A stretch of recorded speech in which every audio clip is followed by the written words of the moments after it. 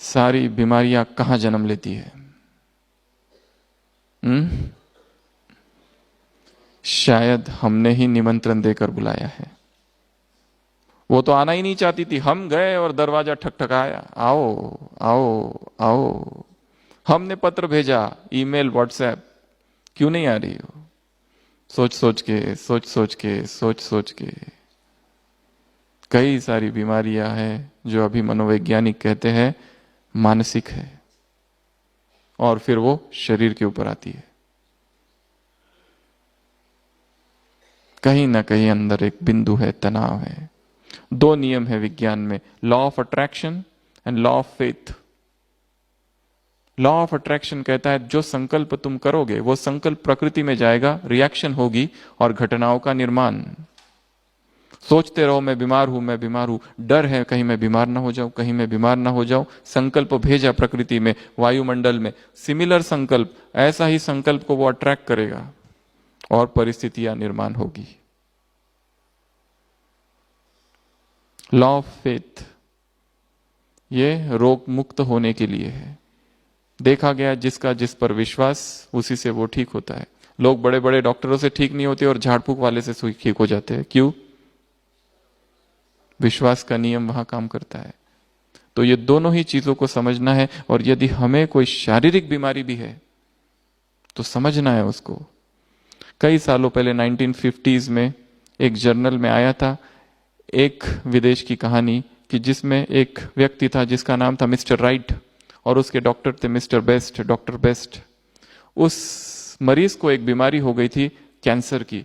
इतनी खतरनाक बीमारी थी कि बचने की कोई उम्मीद नहीं थी। और अचानक एक दिन अखबार में आया एक नया ड्रग आया है, ड्रग का नाम था क्रिबायोजेन। तो क्रिबायोजेन नाम का एक ड्रग आ गया और उससे वो बीमारी लिम्फोमा की ठीक होती है। थोड़ी सी उमंग जागी उस पेशेंट की और वो डॉक्टर के पास गया और डॉक्टर को कहा कि मुझे आप एडमिट कर दो और मुझे वो दवाई चाहिए। डॉक्टर ने भी कहा हाँ हो सकता है, मैंने भी बहुत लिटरेचर पढ़ा है। उसको एडमिट किया जाता है, 3 हफ्ता रहता है, शरीर पर सारी गांठें हैं, धीरे धीरे धीरे धीरे सारी गांठें ठीक हो जाती है। 3 हफ्ते के बाद, 4 हफ्ते के बाद में पेशेंट डिस्चार्ज होता है, घर आता है।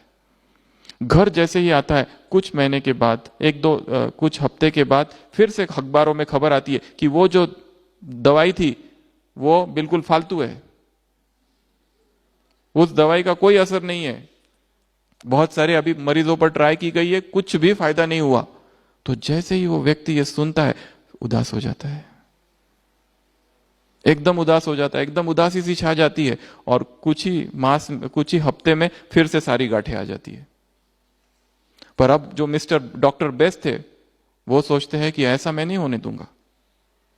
वो खुद उस मरीज के पास जाते हैं और उसको समझाते हैं कि वो जो अखबारों में आया था ना, वो इस ड्रग के कुछ कंपनियां उनके बारे में था, कुछ कुछ अभी रिफाइंड मटेरियल आया है, तो अभी भी आशा है, तुम अभी भी ठीक हो सकते हो। फिर से एडमिट होता है, फिर से इलाज चालू होता है और 3 हफ्ते में रहता है।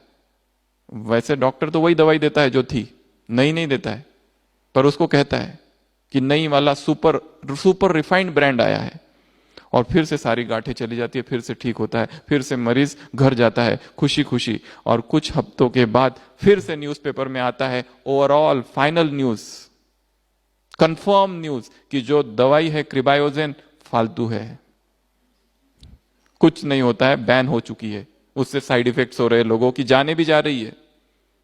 वो व्यक्ति फिर से उदास हो जाता है, दुखी हो जाता है और मर जाता है। क्या था ये सब? विश्वास,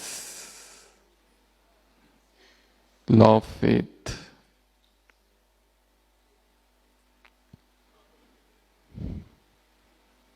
विश्वास रखना है, संकल्प करना है। अवचेतन मन में इतनी शक्तियां है कि सारी शारीरिक बीमारियों का भी इलाज वहां पर है, सब बीमारियों का, और हम ठीक कर सकते हैं मन से। दवाइयों का मदद लो परंतु संकल्प पॉजिटिव हो। जब खा रहे तो क्या संकल्प से खा रहे? दुखी हो के कि देखो ये खाना पड़ता है, दुखी संकल्प है। तो law of faith, law of attraction, जो चीज रिपीट की जाती है वो साकार होती है। बोलते रहो कि मैं बीमार हूं, या सोचते रहो इसको ये बीमारी हो गई, मुझे हो गई, तो ये तो अभी तक अच्छा था और अभी अभी कैंसर हो गया, मुझे भी लग रहा है यहां थोड़ी गांठ, शायद हो सकती है। और फिर 2-3 लोग आके हाँ है, जो नहीं थी वो हो जाएगी। Understand this philosophy of law of faith and law of attraction. तो अपने रोगों को हमको स्वयं मुक्त करना है, स्वयं को, सभी रोगों से, सभी बीमारियों से, क्योंकि बहुत सारी बीमारियां तो हमने खुद जन्म दिया है। Watch Peace of Mind channel videos on YouTube. Subscribe us on youtube.com/tvpeaceofmind. Just a click for a peaceful life.